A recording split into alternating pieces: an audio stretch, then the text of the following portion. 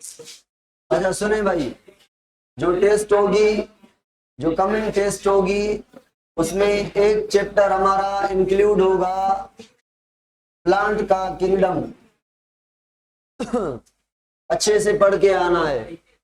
इन चीजों के भी को भी पढ़ना है कि नेशन थ्योरी और वेगलिंग में फर्क क्या है।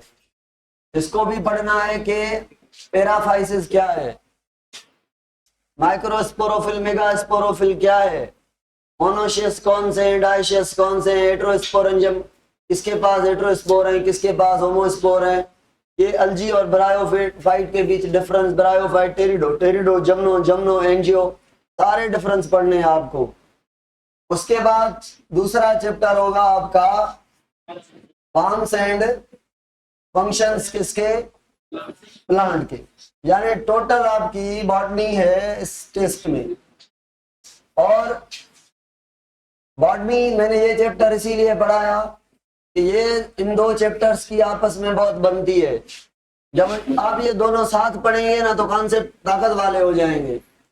वेसल किसमें है भाई, ब्रायो, टेरिडो और जमनो, एंजियो में से किसके पास नहीं है, किसके पास क्या है, एल्ब्यूमिनस सेल किसके पास है, तो ये वो सारी चीजें आपकी क्लियर हो जाएंगी।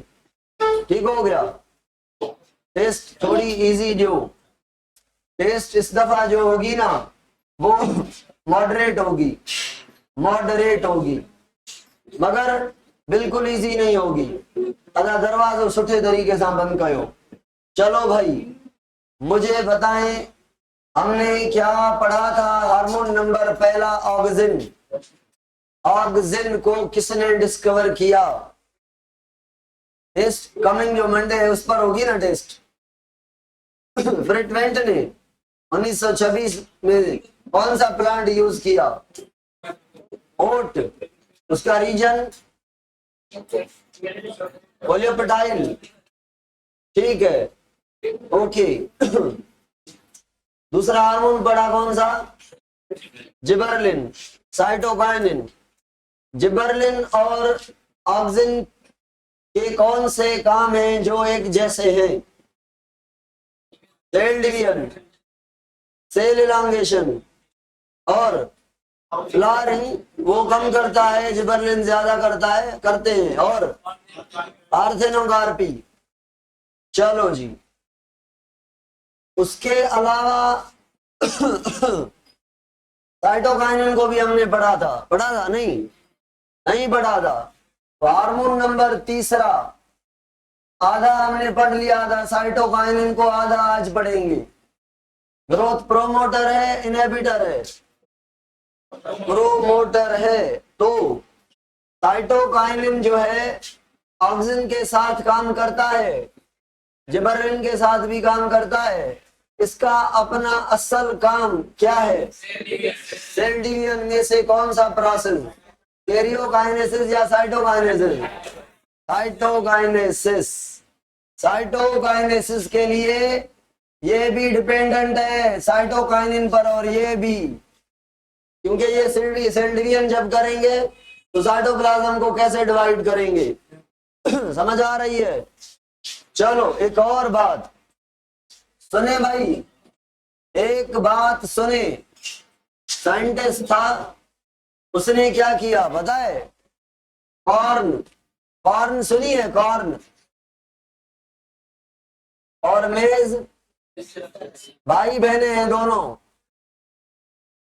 यीस्ट बन जाए, कोकोनट मिल्क, कोकोनट मिल्क, इनके अंदर एक chemical herring sperm of DNA भी, इनके अंदर एक केमिकल मिला, डिस्कवरी इधर से हुई है।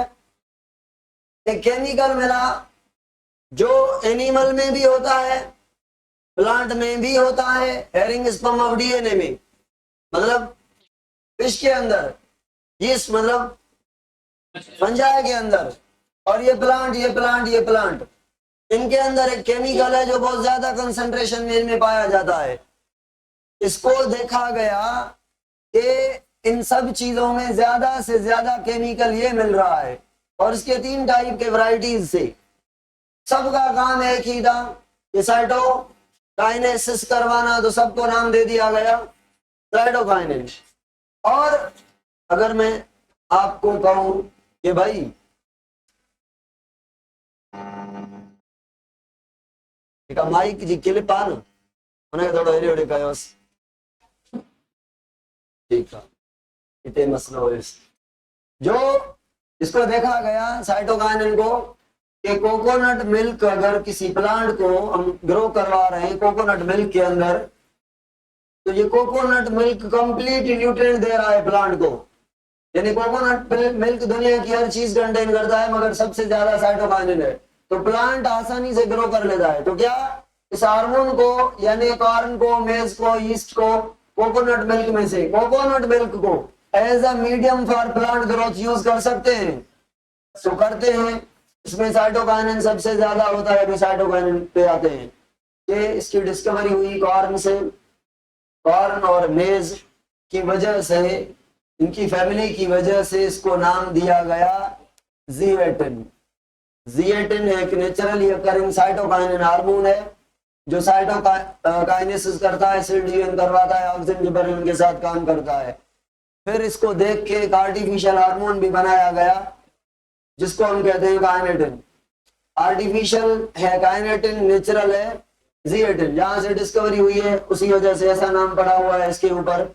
अच्छा मेरी बात सुने क्या मैं कहूं कि इसके काम बताएं काम साइटोकाइनिन के सेल डिवीजन सेल मेंशन करें किसके साथ एलांगेशन है ना सेल डिवीजन किसके साथ दोनों के साथ। सेल एलांगेशन किसके साथ ऑक्सीजन कभी कभी दोनों के साथ करता है मगर मोस्टली ऑक्सीजन के साथ।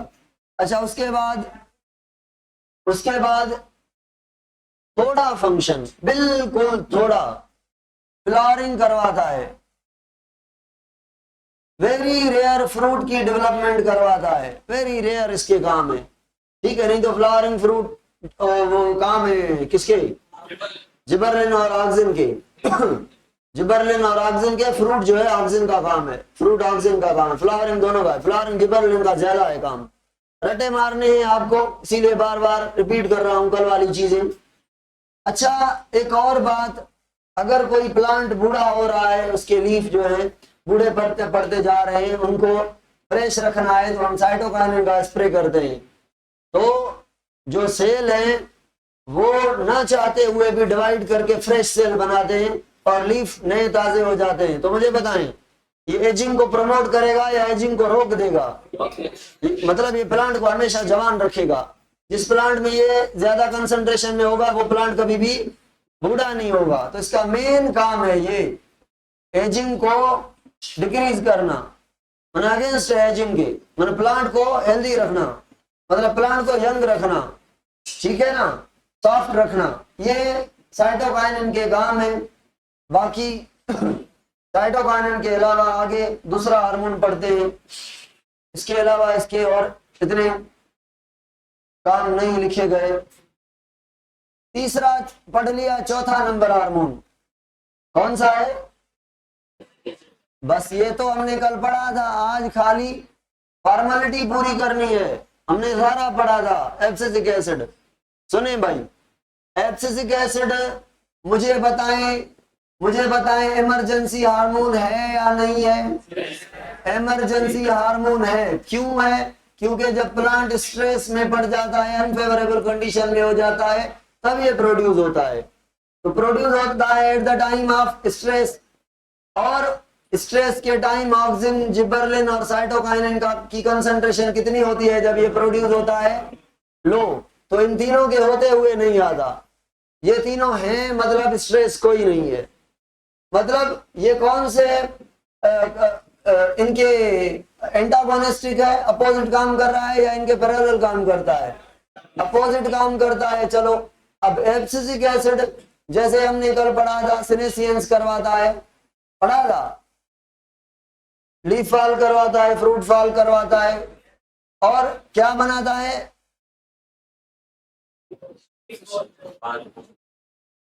कहां पे ये स्टोर होता है लीफ के पेट्यूल में पिट्योल में अक्यूमुलेट होके लेयर बनाता है जिसको कहते हैं एब्सेशन, और एब्सेशन बनने की वजह से इंपोर्ट एक्सपोर्ट बंद, रास्ते बंद, तो ये पार्ट डेड हो जाएगा, फ्लेक्सिबल रहेगा, डेड हो जाएगा, इलास्टिसिटी इसकी खत्म।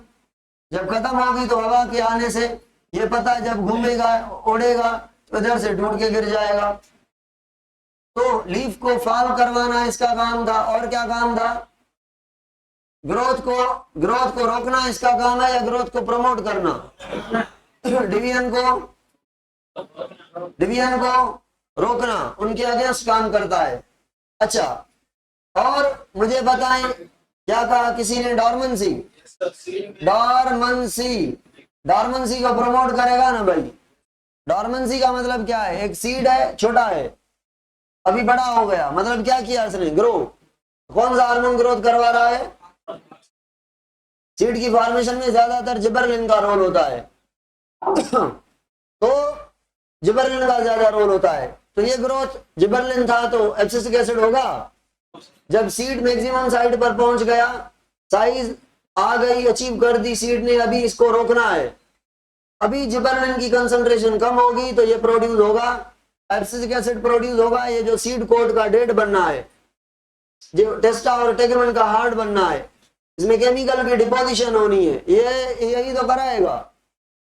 तो अंदर वाले सेल्स को सप्लाई बंद करवाता है, तो उनके अंदर से पानी निकल जाता है, 15% पानी बचता है टोटली।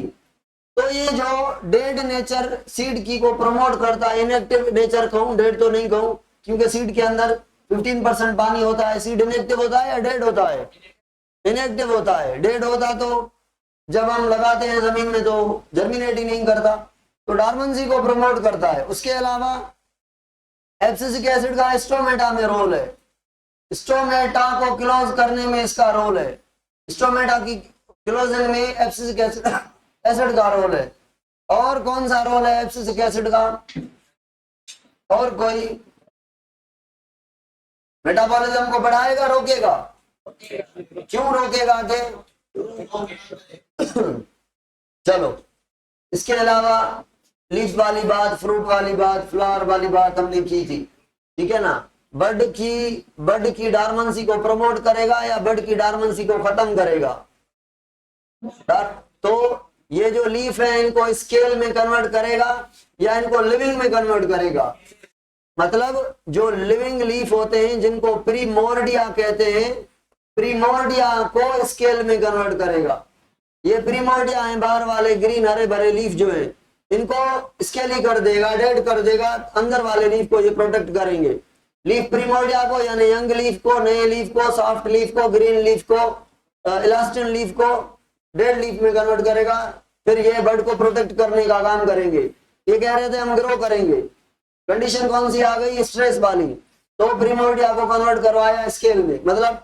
मतलब इस सारे का मतलब है बर्ड को डॉर्मेंट बनाया, बर्ड की ग्रोथ को रोक दिया, डेवलपमेंट को रोक दिया, मेटाबॉलिज्म को रोक दिया। ठीक हो गया ना भाई? चलो, कौन सा हार्मोन आएगा ये बर्ड ग्रो करना स्टार्ट करेगा? Name that hormone. जिबरलिन का काम है ना, जिबरलिन का काम है। सुने भाई, 5वां हार्मोन था इथिन या इथाइलिन, दोनों ही चलेंगे, दोनों ही नाम है इसके, कोई बात नहीं, इथिन या इथाइलिन। ये हार्मोन गैस है, इजीली डिफ्यूज हो जाती है। ये जो इथिन है ये, इसके बहुत सारे काम है, मगर हमारे टेक्स्ट में इसके बहुत थोड़े थोड़े काम दिए गए हैं, जिनमें से एक का नाम है क्लोरोफिल को। क्लोरोफिल को क्या करती है ये? डाइजेस्ट। तो क्लोरोफिल डाइजेस्ट होगा तो जो केराटिनॉइड पिगमेंट है वो एक्सपोज करेंगी, तो कलर पैदा होगा, तो फ्रूट को कलर देने का काम करता है इथिन। फ्रूट पहले क्या होता है? क्लोरोफिल की वजह से ग्रीन, और ये कलरफुल बन जाता है। इट में भी येलो, इट में भी रेड, इट में भी कोई भी कलर एक्सेप्ट ग्रीन। तो ये जो कलर चेंज करने का काम होता है फ्रूट्स के अंदर, सीड्स के अंदर, जिसको हम क्या कहते हैं? जिसको हम कहते हैं राइपनिंग, है ना? राइपनिंग में ओनली कलर चेंज करना नहीं होता, राइपनिंग में एक और प्रोसेस भी है, फ्रूट को मीठा भी बनाना है, तो मीठा बनाने का काम भी इसका है। क्या करता है ये, जो सेल वॉल के अंदर, भाई ये फ्रूट है, क्या ये फ्रूट के सेल्स नहीं है? सेल्स ही होंगे ना, हमें तो खाली मांस नजर आता है, सेल नहीं नजर आते, माइक्रोस्कोप लगाएं तो नजर आएंगे ना। तो इन सेल के अंदर क्या होता है, सेल वॉल, सेल वॉल में क्या होता है, पेक्टिन। तो पेक्टिन को डाइजेस्ट करवा के मोनोसेक्राइड में कन्वर्ट करता है। तो मोनोसेक्राइड मतलब स्वीट शुगर, है ना। तो फ्रूट मीठा बन गया। और किसको कन्वर्ट किया मोनोसेक्राइड में, पेक्टिन मजबूती भी देता है। तो फ्रूट जो हार्ड होता है, जब कच्चा कच्चा होता है, ग्रीन होता है, अनराइपेंड होता है, तो हार्ड होता है। उस हार्ड को अभी हाथ लगाएंगे, जब इसके अंदर क्या बन गए, मोनोसेक्राइड। किससे, मतलब सेल्स के बाहर जो पेक्टिन था वो नहीं है, मतलब सेल वॉल नरम मुलायम हो गया है, मलाई की तरह, समझ आ रही है ना। तो सेल के बाहर भी पानी पानी है, और पानी पानी कौन सा है, मोनोसेक्राइड्स का, क्योंकि सारा जो पेक्टिन था उसको डिसॉल्व किया गया है, डाइजेस्ट किया गया है। तो पेक्टोलाइजेशन कहते हैं इसको, क्लोरोफिल डाइजेशन एंड पेक्टोलाइजेशन, जिससे जो एप्पल हो गया या फ्रूट हो गया, मीठा भी हो गया, सॉफ्ट भी हो गया, और उससे कलरफुल भी हो गया। ये राइपनिंग करना इसका काम है इथिन का। कभी कभी फ्लावरिंग भी करता है, जैसे पाइन एप्पल है ना, इसके अंदर ये फ्लावरिंग करता है इथिन। और जो रूट है ना, रूट की ग्रोथ को रोकता है, ताकि शूट ज्यादा ग्रो कर पाए। जो हम कहते हैं ना ऑक्सिन रूट में कम काम करता है, due to the presence of ethene. Ethene के बनने की वजह से इथिन लड़ता है ऑक्सिन से, कि भाई रूट को इतना क्यों ग्रो करवा रहे हो। तो ऑक्सिन रूट को कम ग्रो करवाता है due to the presence of ethene. तो इथिन रूट की ग्रोथ को कम करता है, ताकि जमीन के अंदर रूट कम जाए और शूट ज्यादा बढ़ जाए। ऐसा ही होता है, अगर रूट को बढ़ाना है तो रूट में के अंदर इथिन की लेवल कम करनी पड़ेगी, फिर ऑक्सीजन जो है इज्जत से काम कर सकेगा रूट को बड़ा करने का। इन केस ऑफ जीरोफाइट्स, समझ आ रही है। ये काम है इथिन के। और कोई काम इथिन का बताएं। सम केसेस में डॉर्मेंसी को ब्रेक करता है, रेयर केसेस में डॉर्मेंसी को ब्रेक करता है, रेयर केसेस में, ठीक है ना। मेनली इसका डॉर्मेंसी ब्रेक करना काम नहीं है। मेनली डॉर्मेंसी ब्रेक करना किसका काम है, जिबरलिन का। क्यों जिबरलिन का, एंडोस्पर्म को यूटिलाइज करना, एंडोस्पर्म को यूटिलाइज करना, कार्टिलेडॉन को तोड़ना, एंजाइम को एक्टिवेट करना, जिबरलिन का काम पड़ा था हमने।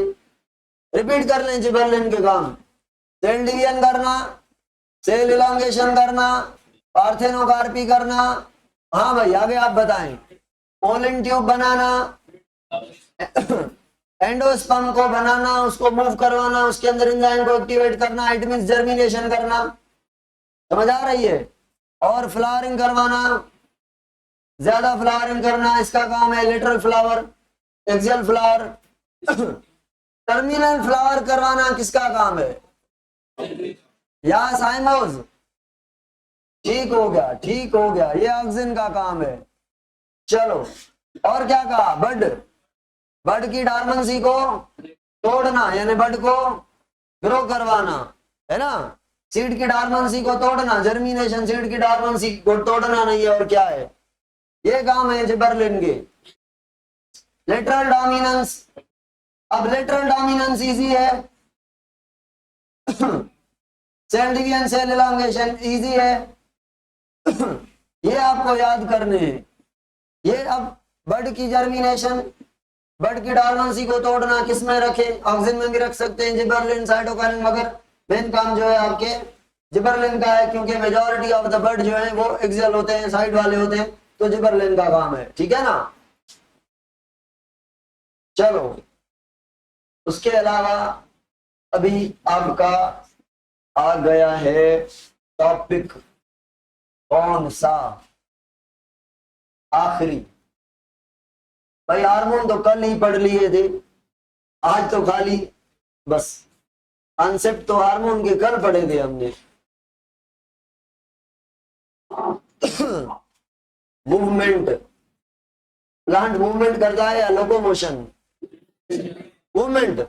लोकोमोशन और मूवमेंट में फर्क क्या है? लोकोमोशन मतलब भाग के जाना, जगह चेंज करना। प्लांट जगह थोड़ी चेंज करते हैं, एक ही जगह पे खड़े होते हैं। इसीलिए हम कहते हैं कि प्लांट के अंदर ओनली इनफ्लोरेसेंस टॉपिक है सिलेबस में, है ना? हमने नहीं पढ़ा, प्लांट किंगडम में भी नहीं पढ़ा था। चलो कल इनफ्लोरेसेंस पढ़ेंगे, परसों एमसीक्यूज करेंगे, टेक्निकल मजेदार लजीज, और उसके बाद नया चैप्टर स्टार्ट करेंगे, सर्कुलेशन, डाइजेशन, इम्यूनिटी वाले में से कोई एक। इलांगेशन मेनली किसका काम है? जिबरेलिन का, ऑक्सिन का? इलांगेशन जिबरेलिन का काम है, मैंने बार बार बताया था। प्राइमरी ग्रोथ मेन काम है ऑक्सिन का, लेटरल ग्रोथ से भी पहले इलांगेशन इज द मेन काम ऑफ जिबरेलिन। फिर भी बताया, अब और नहीं बोलना आगे। Movement in plants. हाँ भाई, प्लांट मूवमेंट क्यों करता है? प्लांट अपने पार्ट्स को मूव करता है या सारा जगह चेंज करता है? अपने पार्ट्स को मूवमेंट कहता है, तो इसे मूवमेंट ही कहेंगे, लोकोमोशन नहीं कहेंगे। प्लांट के अंदर या किसी भी ऑर्गेनिज्म के अंदर मूवमेंट इसीलिए होती है कि फूड हासिल कर सके, न्यूट्रिएंट हासिल कर सके। न्यूट्रिएंट जमीन में पड़े, अगर रूट नहीं ग्रो करके जाएगी टुवर्ड्स न्यूट्रिएंट, टुवर्ड्स पानी, टुवर्ड्स मिनरल, तो कैसे एब्जॉर्ब करेगी? तो फूड हासिल करने के लिए मूवमेंट होती है, डिफेंस करने के लिए मूवमेंट होती है, अपने आप को प्रोटेक्ट करने के लिए मूवमेंट होती है। जैसे फूड के हवाले से और एग्जांपल, पिचर ने क्या किया है? पिचर ने, डासोनिया ने, ड्रोसीरा ने इंसेक्ट को दावत दी थी, पढ़ा था ना हमने। और जैसे इंसेक्ट बैठता है तो मूवमेंट करके उसको पकड़ लेता है। ये कौन सा प्लांट है? ये वाला, ये पिचर है। ये वाला डायोनिया, और ब्रश की तरह जो ऐसे था, इसके ऊपर कांटे लगे थे, ऐसे कांटों के ऊपर इंसेक्ट बैठता और ये ऐसे कॉइल करके इंसेक्ट को दबा के। ये सनड्यू या ड्रोसीरा। अच्छा, नाम बताएं इसका, पिक्चर का दूसरा। कंटू लगाए हो ना? नेफेंथिस, ऑनलाइन वालों ने बताया नेफेंथिस। चलो, एमसीक्यू में दूंगा मैं, आगे आपके रट्टे का पता चले। जो चैप्टर जैसा है उसके साथ वैसा डील करना है ना। आप कहते हैं हम जैसे वैसे पढ़ेंगे, आपको अपने हिसाब से नहीं पढ़ना। जेनेटिक्स को प्रैक्टिस करनी होगी, वायरस को रट्टा मारना पड़ेगा, प्लांट को समझना भी पड़ेगा, प्रैक्टिस भी करनी पड़ेगी, रट्टा भी मारना पड़ेगा, दवाई की तरह रिवीजन भी करनी पड़ेगी। प्लांट मजाक है, प्लांट किंगडम आएगा भाई, ना आए तो भी आपको एंट्री में काम देगा। सुने भाई, अभी सिंपल चीजें हैं। मैं रोज रोता हूं कि भाई बॉटनी का इन्होंने सत्यानाश कर दिया है। अब मूवमेंट वैसे दो तरह की होती है, एक को कहते हैं ऑटोनॉमिक और दूसरी वाली मूवमेंट को कहते हैं पैराटोनिक। पैराटोनिक को दूसरा नाम देते हैं इंड्यूस्ड, यानी इंड्यूस्ड मतलब स्टिम्युलेटेड। स्टिम्युलेटेड यानी किसी ने बाहर से स्टिमुलेट किया है, आउटसाइड से। स्टिमुलस बाहर से हो, कोई प्लांट को तंग करे, कोई प्लांट को स्टिमुलेट करे, फिर प्लांट मूव करे, तो हम कहेंगे प्लांट ने खुद मूवमेंट नहीं की, मूवमेंट करवाई गई है, मूवमेंट को इंड्यूस किया गया है, बाहर से स्टिमुलेट किया गया है। करेगा तो प्लांट मूवमेंट, मगर स्टिमुलस बाहर, जैसे लाइट आ गई, टेम्परेचर आ गया, है ना, किसी ने टच किया प्लांट को या प्लांट ने किसी को टच किया, तो ये बाहर वाली स्टिमुल। प्लांट था ऐसा, ऐसे स्टेम वाला, ये ऐसे ऊपर खड़ा हो सकेगा? ऐसा वीक स्टेम खुद भी नहीं खड़ा हो सकेगा। स्टेम तो वो खड़ा होगा ना जो वुडी होगा। अगर छोटा प्लांट है तो वुडी ना भी हो, खड़ा हो सकेगा, मगर थोड़ा तो स्टेम मजबूत होना चाहिए ना। अब एपीफाइट के अंदर स्केलर गायमा नहीं होते, तो एपीफाइट के अंदर जो स्टेम होता है वो क्या होता है, वीक। अब ये क्या करता है, जमीन के ऊपर क्रीपिंग, जैसे इस प्लांट ने क्रीपिंग कर रहा था, ये प्लांट जमीन पर, इसने टच किया किसको, इस पाइप को, ये लकड़ी का पाइप है, कोई रोप है, कोई वो है पिलर है, कोई सीमेंट का, कोई दरख्त है, जैसे इस प्लांट का स्टेम उसको लगा, इस प्लांट ने सहारा ढूंढ लिया, ठीक है ना, सहारा ढूंढ लिया कि भाई मुझे ऊपर चढ़ने के लिए एनवायरनमेंट मिल गया, तो अब ये ऊपर जाएगा।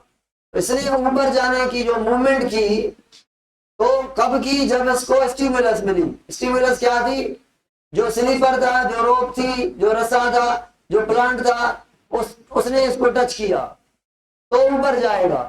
तो ऐसी मूवमेंट, अच्छा लाइट आ गई, फ्लावर खुल गए, लाइट आ गई, स्टोमेटा खुल गए, टेम्परेचर बढ़ गया, लीफ फ्लैसिड हो गए, होते हैं ना फ्लैसिड, ओवर ट्रांसपिरेशन की वजह से। मुझे बताएं ये कौन सी मूवमेंट में आएंगे, पैराटोनिक में, ऑटोनॉमिक में?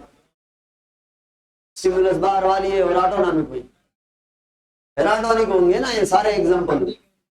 टच मी नॉट प्लांट सुना है मिमोसा प्यूडिका, उसको थोड़ा सा टच करते हैं ना, इतना सेंसिटिव होता है, इतना सेंसिटिव होता है, क्यूटिकल तो होती ही नहीं, इतने सेंसिटिव सेल्स होते हैं हमारे टच करने से, उसका सारा पानी निकल जाता है। तो पानी के निकलने से लीफ की ऐसे मूवमेंट हो जाती है, गिर जाता है लीफ, टूट नहीं जाता, टर्गर प्रेशर के निकलने से फ्लैसिड हो जाता है। तो ये मूवमेंट मुझे बताएं, हमने टच किया तो हुई, ये पैराटोनिक हुई या ऑटोनॉमिक हुई? चलो भाई ऑटोनॉमिक मूवमेंट के टाइप्स होते हैं, मगर हमारे टेक्स्ट के अंदर कुछ भी नहीं लिखा। इन्होंने कहा है एक मूवमेंट है growth and curvature, growth and curvature हमारे बुक में नहीं है, मैं सिंपल से बता रहा हूं। और एक टर्गर मूवमेंट, ये ऑटोनॉमिक में आएंगी भाई। अगर टर्गर प्रेशर है, पानी है मगर बाहर का थोड़ी है, ये अंदर का पानी है ना। टर्गर प्रेशर पानी है मगर कहां का, वैक्यूल का, तो अंदर की स्टिम्युलस है। अगर टर्गर प्रेशर की वजह से कोई भी मूवमेंट हो रही है तो इसमें काउंट करेंगे, क्योंकि टर्गर प्रेशर पानी है मगर पानी अंदर का है। अगर रूट को पानी अट्रैक्ट करके, मैं इधर हूं, रूट कह कि मैं आऊंगी, आपको एब्जॉर्ब करके जाऊंगी, और रूट ने ग्रो किया टुवर्ड्स पानी, यहाँ पे भी पानी है मगर यहाँ पे मूवमेंट क्या होगी, क्योंकि बाहर का पानी है, ये अंदर का पानी है। स्टिमुलस बाहर की, पानी बाहर का, यही पानी है मगर अंदर का है, तो टर्गर मूवमेंट ऑटोनॉमिक होगी। चलो भाई, टर्गर मूवमेंट होती है नहीं होती? टर्गर प्रेशर से मूवमेंट तो होती है ना। प्लांट का सारा लीफ जो ब्रायोफाइट टर्गर प्रेशर पे चल रहे हैं, उनको और सपोर्ट तो नहीं है ना। चलो, ग्रोथ एंड कर्वेचर क्या है, मैं सिंपल से बता रहा हूं, सिंपल से बता रहा हूं, डिटेल में नहीं जा रहा मैं। कि भाई ये चोटी है, ये क्या है, प्लांट की चोटी है। अब इस चोटी पर जो प्लांट है ग्रो करेगा, ग्रोथ करने से कर्व साइड उधर करेगा या इधर करेगा, या इधर करेगा या इधर टर्न करेगा। ये जो ग्रोथ करने से कर्व आ रहा है, इसे हम कहेंगे ग्रोथ एंड। अब ग्रोथ इंटरनल स्टिमुलस है या एक्सटर्नल? अभी आप सोचेंगे सर ऑक्सीजन ने यही ग्रोथ करवाई थी, आप वही बात कर रहे हैं। मैं कहूंगा हाँ, फिर आप कहेंगे लाइट भी तो इन्वॉल्व है।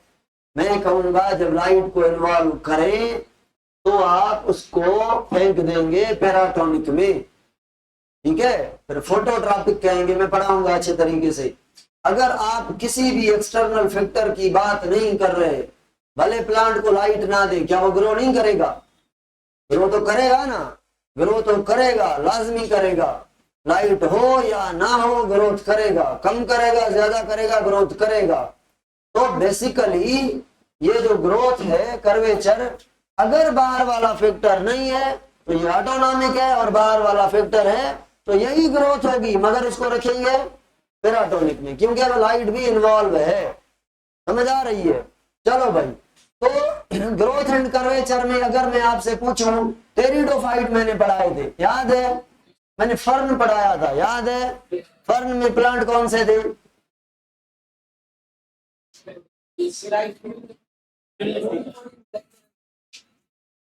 भाई साइलोप्सिडा में कौन से थे?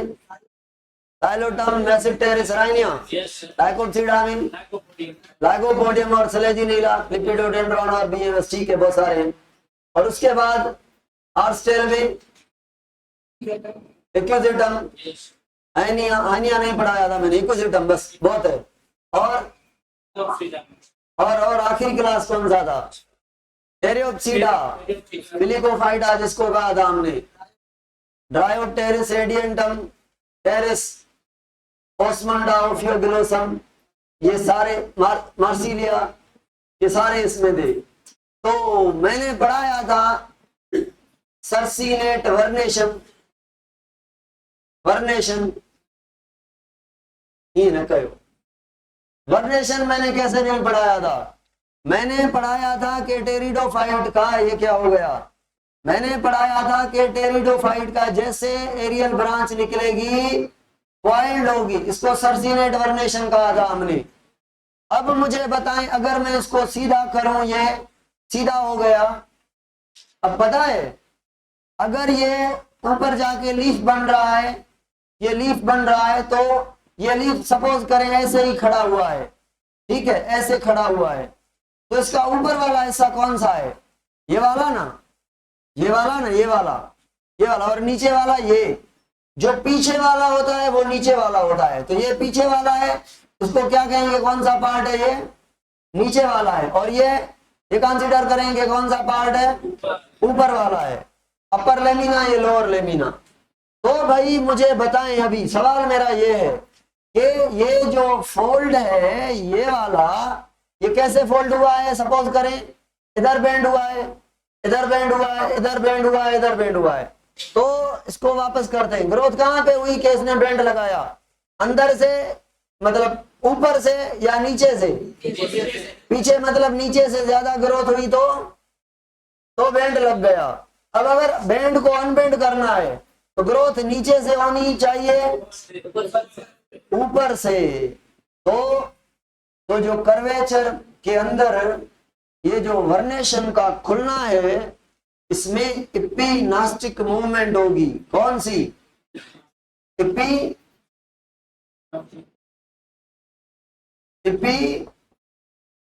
इपिनास्टिक का मतलब क्या है? वैसे कर्वेचर के टाइप होते हैं, एक नास्टिक होता है और एक नटेशन। नास्टिक में भी, इपिनास्टिक में भी। अब ऊपर अगर ग्रोथ हो, फ्लावर के कैलिक्स पर ग्रोथ हो, कोरोला पर के ऊपर ग्रोथ हो, तो फ्लावर खुलेगा। तो फ्लावर को बड से खुलने के लिए कौन सी मूवमेंट चाहिए? इपिनास्टिक। इपिनास्टिक ग्रोथ है या मूवमेंट है या दोनों है? ग्रोथ की वजह से मूवमेंट है। ग्रोथ कहां पे हो रही है? कैलिक्स के ऊपर, है ना, ऊपर, तो इपिनास्टिक। जब इपिनास्टिक होगी तो जो बेंड था वो खुलेगा। अगर हाइपोनास्टिक मतलब ग्रोथ नीचे होगी, बेंड ऊपर होगा। समझ आ रही है ना? अगर मैं कहूं कोई ऐसा प्लांट है, ऐसे पड़ा हुआ है धरती पर, ये धरती है, अब इसको कौन सी मूवमेंट करवाएंगे कि ये ऊपर उठेगा, एरियल पार्ट बनेगा? इपिनास्टिक। अगर इपिनास्टिक करेंगे ऊपर से ग्रोथ ज्यादा तो रिटर्न नीचे करेगा। रूट ऐसा करती है। तो पूछने का मेरा मकसद ये है, हाइपोनास्टिक मूवमेंट करने से क्या होगा? पार्ट ग्रोथ नीचे से, बेंड ऊपर। तो जमीन से अगर आप सीड को लगाएं ऐसे, इसका पिल्यून्यूल नीचे, रेडिकल ऊपर, तो ऊपर से क्या निकलेगी? रेडिकल से तो रूट ही निकलेगी ना, मगर नीचे आएगी। और पिल्यून्यूल से मगर ऊपर जाएगा। पिल्यून्यूल नीचे था सीड का, तो स्टेम नीचे से निकल के ऊपर चला गया। कौन सी मूवमेंट हुई? इपिनास्टिक तो और नीचे जाता ना, निकलता, हाइपो करता गया, हाइपो करता गया, हाइपो करता गया। ये स्टेम है, ये निकला, ये वाला नीचे वाला पोर्शन है, ये वाला तो hypo hypo hypo hypo hypo ये रन करता गया। और रूट ऐसी है, ऊपर निकली है, सपोज करें कौन सी मूवमेंट करेगी, इपिनास्टिक करेगी। जब ऊपर से ग्रोथ होगी तो टर्न नीचे की ओर लगता जाएगा और ये नीचे जाएगी। समझ आ रही है? चलो भाई क्या रूट को हम कहेंगे, लाइट दिखाएंगे तो नीचे जाएगी। रूट की नेचर है, अगर रूट क्या, अगर सीड जमीन के अंदर है 1 इंच 2 इंच, वो रूट पहले गलती से बाहर आएगी? नहीं आएगी। रूट के अंदर मैकेनिज्म वो है कौन सा, एपिनास्टिक, मतलब नीचे जाना, एपिनास्टिक से नीचे जाएगी। और स्टेम में हाइपोनास्टिक, हाइपोनास्टिक से ऊपर आएगा। समझ आ रही है? चलो नटेशन क्या है, नटेशन नटेशन का मतलब है ये चोटी है ना, चोटी, इस चोटी पर ग्रोथ हो। एपिनास्टिक और नास्टिक की मैंने डेफिनेशन नहीं बताई, इसकी डेफिनेशन बताई मैंने, नास्टिक है क्या नहीं बताया। नटेशन की डेफिनेशन अभी बता रहा हूं। ग्रोथ एंड कर्वेचर के कितने टाइप है, नास्टिक एंड, नास्टिक के कितने टाइप है, EP and hypo. Nastic movement चोटी पर नहीं होगी, चोटी से पीछे होगी। अगर ये प्लांट है, इधर ऊपर से ग्रोथ हो रही है, मतलब इपिनास्टिक, तो चोटी नीचे जाएगी। और जो नटेशन है ओनली एट द चोटी होगी, ओनली एट द सुपरफिशियल चोटी होगी, ओनली एट द चोटी होगी नास्टिक, सॉरी नटेशन। और इपिनास्टिक चोटी से पीछे, चोटी से पीछे, मेन चोटी से पीछे, में भी नीचे वाली साइड, में भी ऊपर वाली साइड। ऊपर वाली साइड तो एपिनास्टिक टर्न नीचे है ना, उल्टी बात है, इसको सीधा कर ले।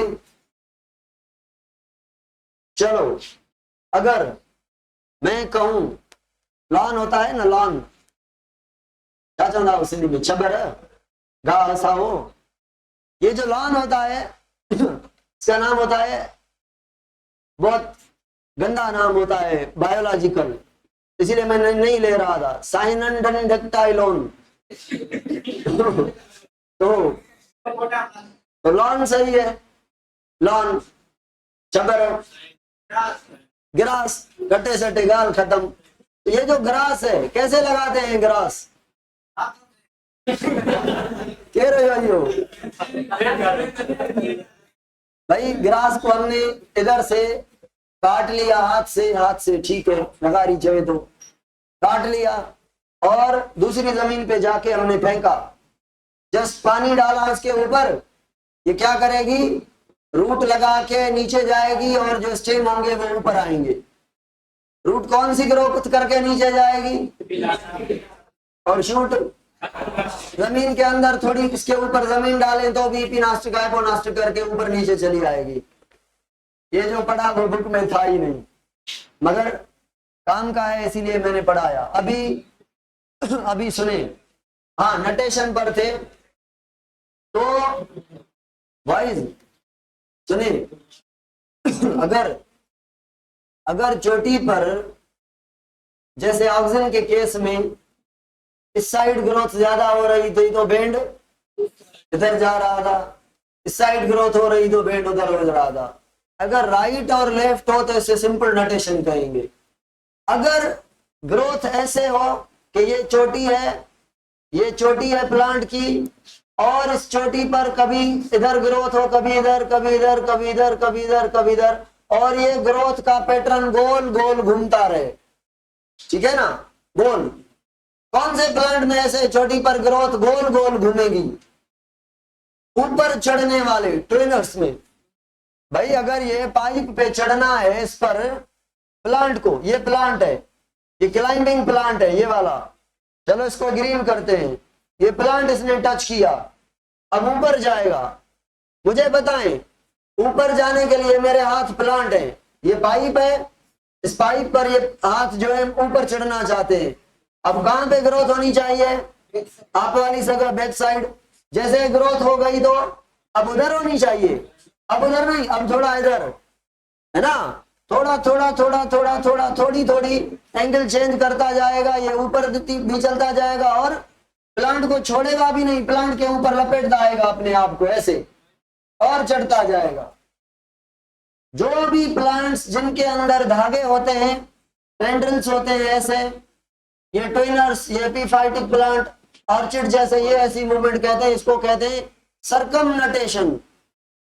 नटेशन एक सिंपल नटेशन है, एक सिंपल नटेशन मतलब चोटी पर ग्रोथ हो रही है राइट और लेफ्ट, सर्कमनटेशन मतलब चोटी पर ग्रोथ हो रही है और वो ग्रोथ सर्कुलेट कर रही है ऊपर चढ़ने के लिए। तो सर्कमनटेशन इज द फीचर ऑफ जो ऊपर चढ़ते हैं प्लांट। हाँ भाई, अभी टॉपिक पर आ गए, टाइप है दूसरा मूवमेंट का, जिसको हम क्या कहते हैं, पेरा। ये इजी है इसीलिए मैंने अभी पढ़ाना स्टार्ट किए। पेराटोनिक में ट्रॉपिक भी है। नास्टिक किसका टाइप था? ऑटोनॉमिक का। अब इधर भी है नास्टिक, उधर भी था, उधर बाहर वाला फैक्टर इन्वॉल्व नहीं था। उधर नास्टिक के टाइप थे एपीनास्टिक, हाइपोनास्टिक, ग्रोथ एंड कर्वेचर का टाइप था। इधर जो नास्टिक है हम पढ़ेंगे कौन सी? पेराटोनिक। तो भाई सुने, अगर मैं कहूं कि रूट या स्टेम लाइट की तरफ ग्रो कर रहे हैं या लाइट से दूर, क्या कहेंगे? फोटो का मतलब है लाइट, ट्रॉपिक का मतलब है ग्रोथ। मतलब ग्रोथ करने से मूवमेंट होगी, मगर ये फैक्टर भी है बाहर वाला, तो फोटो ट्रॉपिक। कभी कभी ये जो ट्रॉपिक मूवमेंट का ये टाइप है फोटो ट्रॉपिक। अब मुझे बताएं, जो स्टेम है वो लाइट की तरफ ग्रो करता है या रूट लाइट की तरफ ग्रो करती है? स्टेम लाइट की तरफ ग्रो करता है तो हम कहेंगे पॉजिटिव फोटोट्रॉपिक। मतलब ट्रॉपिक मूवमेंट डायरेक्शनल है, नॉन डायरेक्शनल? क्यों डिसाइड किया कि डायरेक्शनल है? ये is the type of paratonic movement in which बाहर वाली स्टिमुलस इन्वॉल्व होगी और मूवमेंट होगी डायरेक्शन में और ग्रोथ भी साथ होगी। ग्रोथ भी कंपलसरी, डायरेक्शन भी कंपलसरी, मगर बाहर वाली स्टिमुलस होगी। अगर जो स्टिमुलस लाइट होगी तो फोटो ट्रॉपिक। ट्रॉपिक किसको शो कर रहा है कि ग्रोथ हो रही है। चलो अब जो ग्रोथ हो रही है, अब स्टेम टुवर्ड्स लाइट, तो पॉजिटिव फोटो ट्रॉपिक और रूट। और इसका दूसरा टाइप है जियोट्रॉपिक। जियोट्रॉपिक ग्रेविटी अर्थ की तरफ पॉजिटिव, रूट और चोट क्या है? नेगेटिव। एक्सप्लेन करने की जरूरत नहीं है।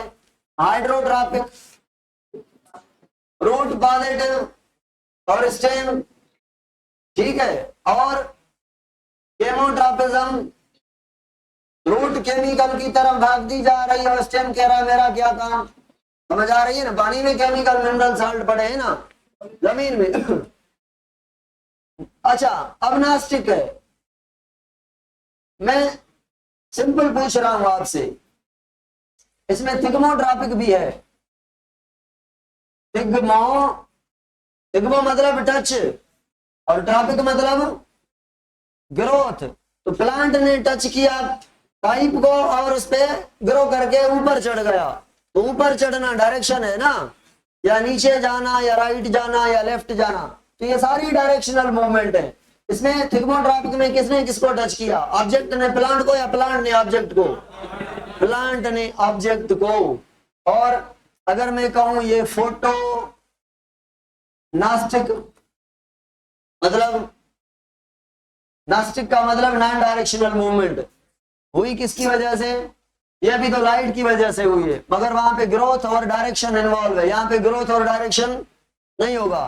तो फोटोनास्टिक का मतलब है लाइट के आने से स्टोमेटा खुल गए। स्टोमेटा का खुलना ये मूवमेंट है, या फ्लावर्स का खुलना ये मूवमेंट है ना।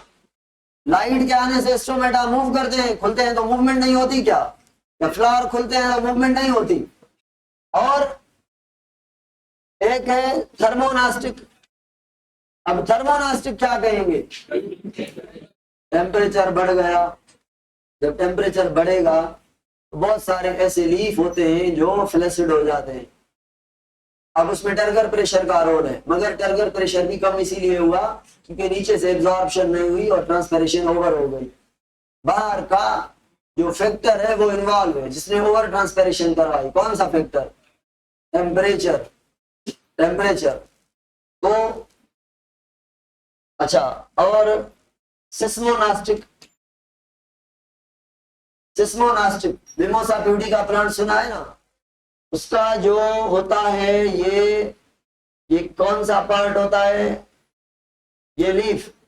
अब ये लीफ का पिट्यूल ऐसे मोटा होता है, स्वेलिन होता है, इसमें बड़े बड़े सेल्स होते हैं और उनका टर्गर प्रेशर ज्यादा होता है। जैसे हम इसको टच करेंगे तो जितने इधर सेल आए सारों का पानी हैज गॉन। जब पानी हैज गॉन तो सपोर्ट भी हैज गॉन, तो ये पार्ट नीचे गिरेगा। जब ये लीफ का नीचे गिरना, अगर ऊपर से टच करेंगे तो लीफ का ऊपर बेंड करना, इधर से टच करेंगे तो इधर बेंड करना, उधर से टच करेंगे तो लीफ का फ्लैसिड हो जाना। ये जो मूवमेंट है हमारे टच करने से या प्लांट ने हमको टच किया। कौन से प्लांट में होती है ये? मिमोसा प्यूडी का, टच मी नॉट। हाँ, और हेप्टोनास्टिक। हेप्टोनास्टिक हेप्टोनास्टिक मैं जल्दी जल्दी इसीलिए पढ़ा रहा हूं, ये भी आपके टेक्स्ट में नहीं है, ओनली ये दी गई है बस। भाई पिचर प्लांट था ना, पिचर प्लांट। अब यहाँ पे क्या था? हमने टच किया प्लांट को। और हेप्टोनास्टिक में क्या होगा?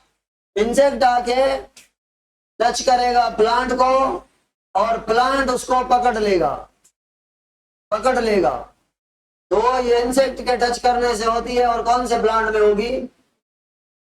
पिचर में, ड्रोसीरा में, सैंडियम इंसेक्टिवोरस में, बस हेप्टोनास्टिक। बस ये मूवमेंट है। कल पढ़ेंगे इनफ्लोरेसेंस, अगर सिलेबस में है तो। चलो है या नहीं पढ़ेंगे इंशाल्लाह।